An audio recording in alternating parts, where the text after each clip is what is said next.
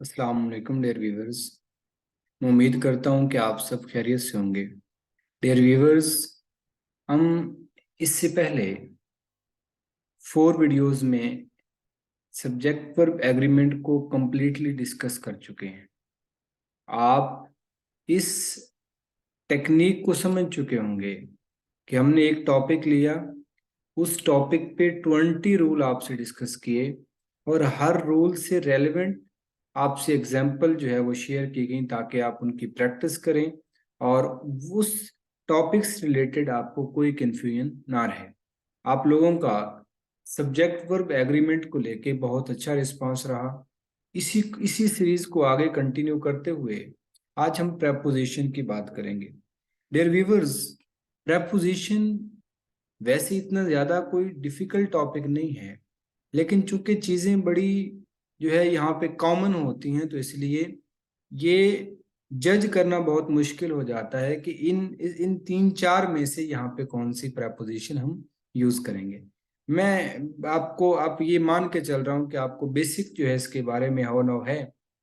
देखिए, प्रेपोजिशन जो है वर्ड ही बता रहा है कि यहाँ प्रीपोजिशन क्या मतलब है कि कोई प्लेस, कोई ऐसी कंडीशन, मतलब प्लेस हो सकती है, टाइम हो सकता है, उसकी शुरू में उससे पहले जो चीज आप लगाते हैं दो नोन को जोड़ने के लिए या दो प्रोनाउन को जोड़ने के लिए, तो आपके पास वो जो वर्ड है जो आप किसी खास वर्ड के शुरू में लगाते हैं, उन पहले नाउन का दूसरे नाउन के साथ, पहले प्रोनाउन का दूसरे प्रोनाउन के साथ रिलेशन जो है वो शो करने के लिए उस वर्ड को हम प्रेपोजिशन या प्रीपोजिशन कहते हैं।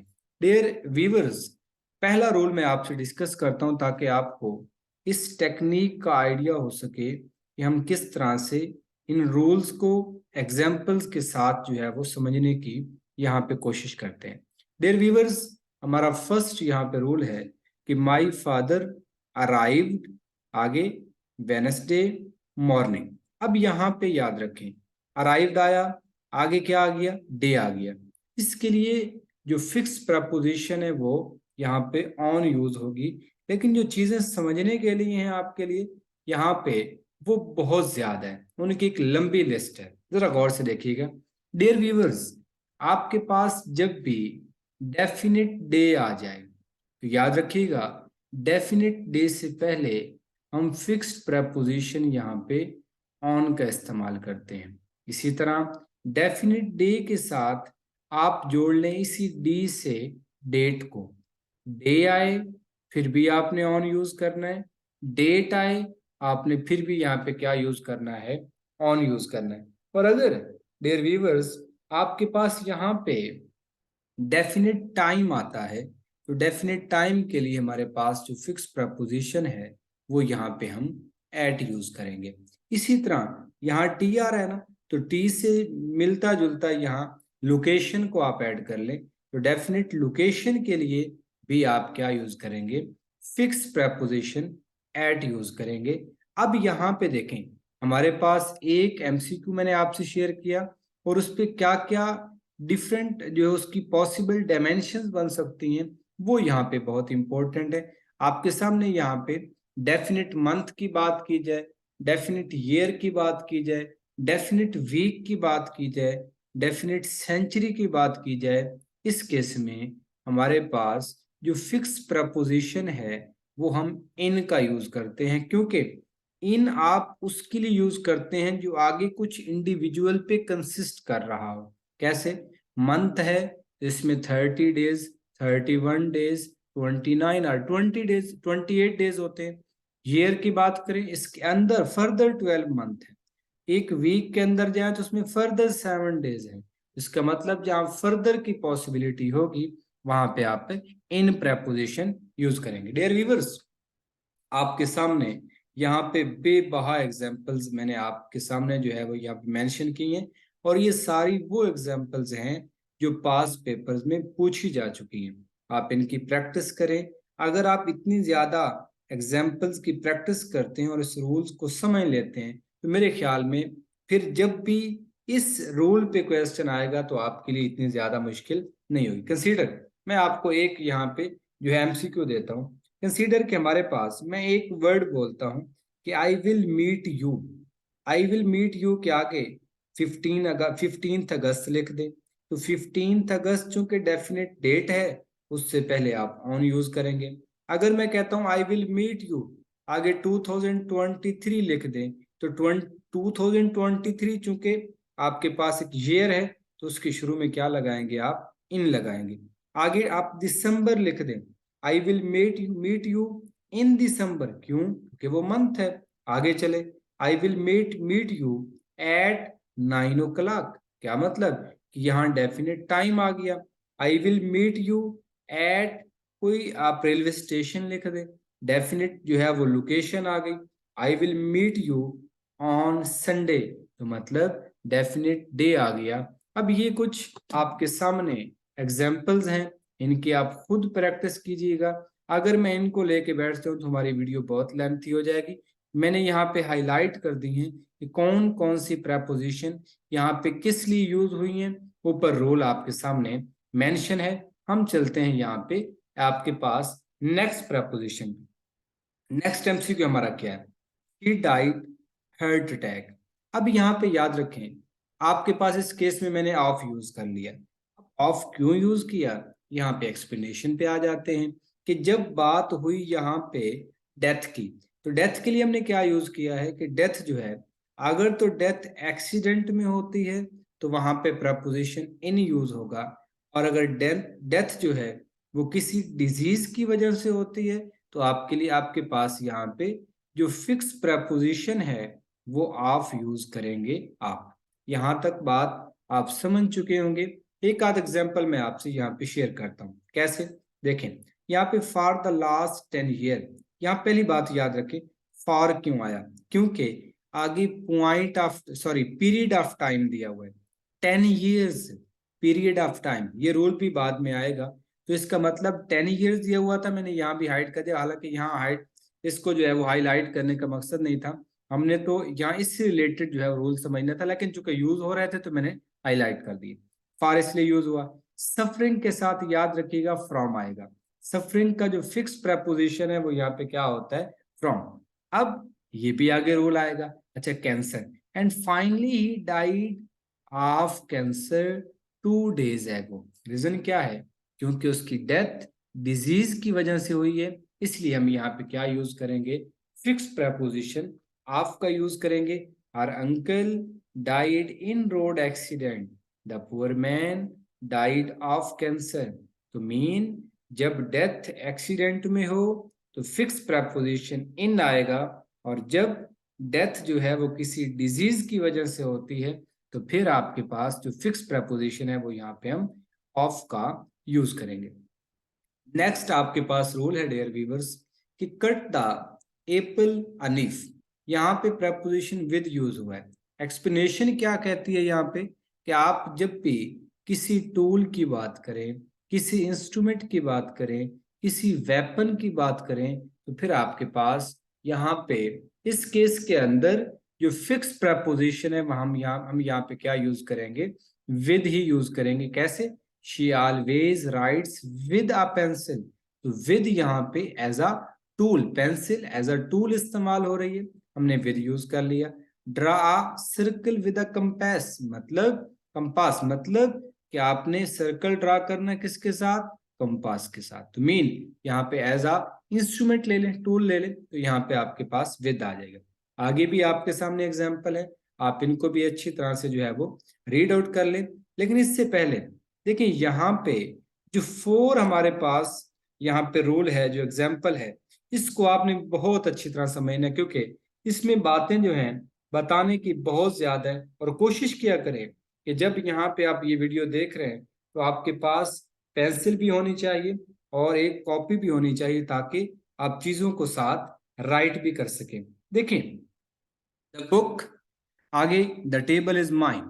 अब यहाँ पे ऑन प्रपोजिशन मैंने यूज कर रखी है, लेकिन इसमें बातें बताने को बहुत ज्यादा है, आप अच्छी तरह से इनको समझें। डियर व्यूअर्स, ऑन प्रपोजिशन जो है देखिए ऑन है, अबव है, ओवर है, लगता है ये एक जैसी है, लेकिन इनमें बहुत ज्यादा डिफरेंस है। आज हम देखेंगे कि इनमें डिफरेंस क्या है। देखिए, आप ऑन प्रपोजिशन यूज तब करते हैं जब कोई चीज ऊपर रखी है, ठीक है, लेकिन जो चीज आपने ऊपर रखी है वो दोनों आपस में टच कर रही हैं। क्या मतलब? The book on the table is mine. वो जो बुक टेबल पर पड़ी है वो मेरी है।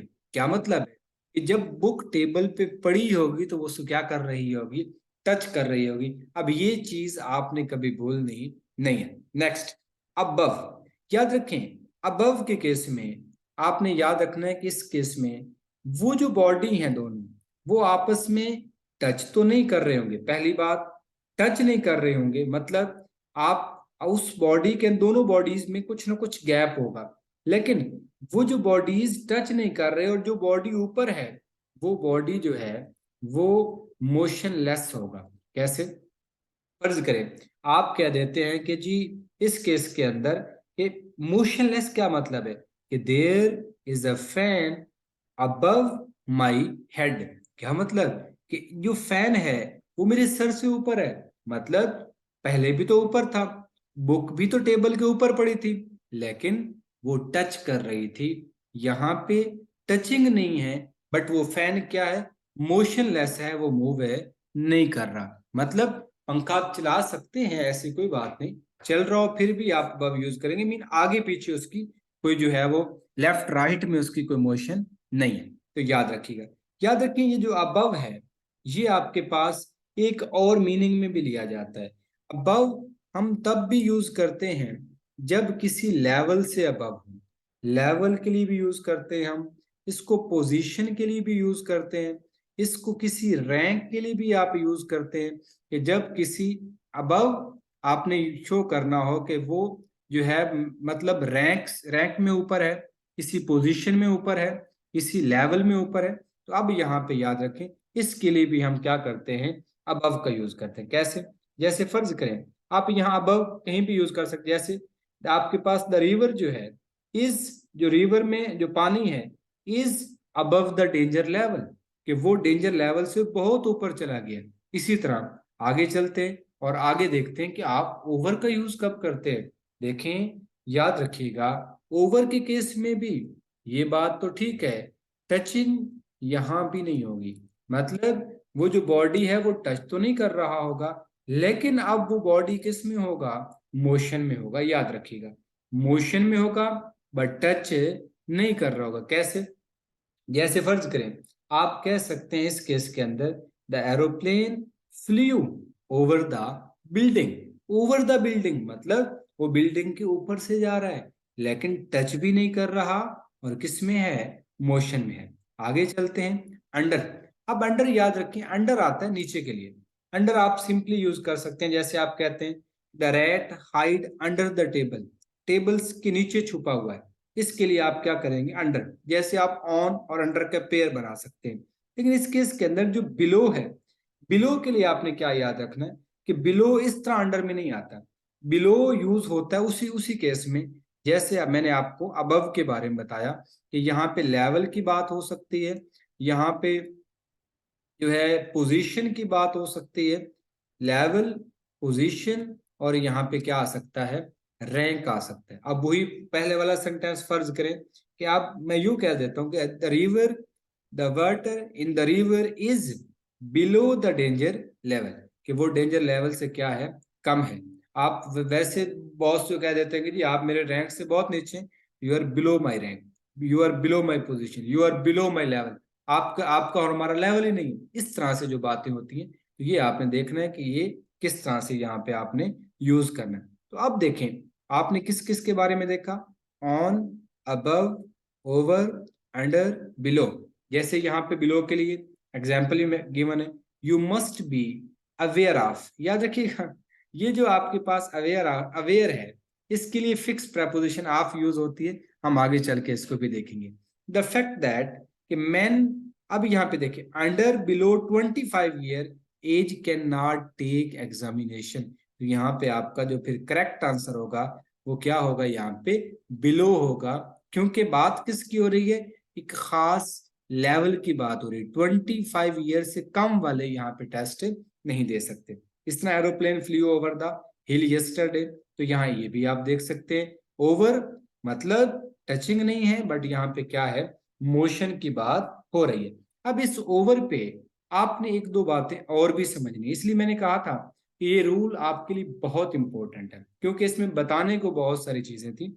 अब ओवर में और क्या चीज आपने करनी है कि यहाँ पे देखें, अब ओवर मैंने कहा टचिंग नहीं होनी चाहिए, वो बॉडी मोशन में होनी चाहिए, लेकिन इसके साथ साथ ओवर जो है हम कवरिंग के मीनिंग में भी लेते हैं। जब कहीं कवरिंग हो रही होती है, तो बॉडी किसी बॉडी को कवर कर रहा है, इसके लिए भी हम क्या किसका यूज करते हैं, ओवर का। कैसे, there is a roof over my head, छत है किसके, मेरे सर के ऊपर, लेकिन मुझे क्या कर रही है, मुझे वो कवरिंग दे रही है, मुझे वो कवर कर रही है, इसलिए उसके लिए भी क्या यूज होगा, ओवर। सिंपली कैसे, separate the sheet over the bed, separate the sheet over the bed मतलब उस शीट ने क्या करना है, उस शीट ने उस बेड को क्या कर लेना है, कवर कर लेना है। तो ओवर की जो एक्सेप्शन है ये भी आपने देखनी है, नॉट टचिंग, मोशन में, और साथ ही साथ जब कवरिंग का कहीं पे मीनिंग होगा तो वहां पे भी ओवर यूज किया जा सकता है। यहाँ पे ये हमारा रोल कंप्लीट होता है। हम जस्ट एक रोल अब और देखेंगे, जो हमारी यहाँ पे जो रोल नंबर 5 होगा, कि यहाँ पे हमारी वीडियो जो है वो काफी लेंथी हो रही है, तो एक रोल देखने के बाद ही मैं आपसे इजाजत चाहूंगा, और वो रोल भी बहुत इंपॉर्टेंट है। कैसे, जरा गौर से देखें। इस केस के अंदर आपके पास there is a some tea in the pot, in the pot, अब ये आपके सामने प्रपोजिशन यूज हुई है, लेकिन यहाँ पे देखें कि अब यहाँ आपने इसको याद कैसे करना है। देखिए याद, यहाँ पे कंटेंट जब होती है ना, कि कोई चीज किसी चीज के अंदर कंटेंट है, उसने अब अपने अंदर समाई हुई है, उसके लिए हम प्रपोजिशन यहाँ पे इन का यूज करते हैं। जैसे आप डिफरेंट एग्जाम्पल भी देखेंगे, और अगर अगर वहां थ्रो का मीनिंग आ जाए तो उसके लिए आप क्या करते हैं, उसके लिए आप देखें इस केस के अंदर आप इन टू यूज करते हैं। यहाँ पे मिस्टेक हुई खड़ी है कि आपने यहाँ पे क्या यूज करना है, इन टू यूज करना है। कब, जब थ्रो का मीनिंग आए, वहां पे मोशन का वर्ड इन्वॉल्व हो, तो फिर इन टू आएगा। अदरवाइज आप क्या यूज करेंगे, यहाँ पे आप यूज करेंगे कंटेंट के मीनिंग में इन। कैसे, she threw the bucket into the river, and यहाँ पे देखें इस केस में सॉरी थ्रू इन ही आएगा, क्योंकि यहाँ पे थ्रू के साथ जो फिक्स प्रपोजिशन है वो इन यूज होती है। उसने बकेट को पानी में फेंक दिया, पानी ने, वो बकेट जो है वो पानी में कंटेन्ड हो गई, उसके अंदर चली गई, and return and return home without any water. तो याद रखिएगा, यहाँ पे आपके पास जो यहाँ प्रपोजिशन यूज होनी है थ्रू के लिए, फिक्स प्रपोजिशन आपने थ्रो के लिए एन यूज करनी। अब यहाँ पे इन, और यहाँ पे अगर मोशन की बात आ जाती है, देखें अगर तो कंटेंट है तो फिर तो ठीक है, कंटेंट के लिए हम इन का यूज करते हैं, और थ्रो के लिए भी हम फिक्स प्रपोजिशन यहाँ पे इन का यूज करते हैं। लेकिन अगर मोशन की बात हो तो फिर वहां पे जो फिक्स प्रपोजिशन है हम इन टू का यूज करते हैं। कैसे, I pour some water into the glass, into, आप उस पानी को उंडेल रहे हैं, तो वहां मोशन इन्वॉल्व हो गई, इसलिए यहाँ पे क्या आएगा आपके पास into. The bus with 50 passenger fell into the river, again motion आ गई। The child fell into the river, again motion आ गई। She fell into the well and nobody tried to save her. तो यहाँ पे into, अब आप याद रखें इनटू कब यूज करेंगे और आप इन कब यूज करेंगे। तो डियर व्यूअर्स, यहाँ पे हमारी फर्स्ट 5 जो है रूल्स जो मैंने आपसे डिस्कस किए हैं, उम्मीद करता हूं ये सारी बातें मैं आपको अच्छी तरह समझा पाया हूँगा। अगर फिर भी आपको कोई बात समझ नहीं आई तो आप कमेंट सेक्शन में कमेंट कर सकते हैं, ताकि आपको उसके बारे में गाइड किया जा सके। मिलते हैं नेक्स्ट, इस आपके पास जो प्रेपोजिशन का नेक्स्ट पार्ट है, तब तक मुझे दीजिए इजाजत। अल्लाह हाफिज।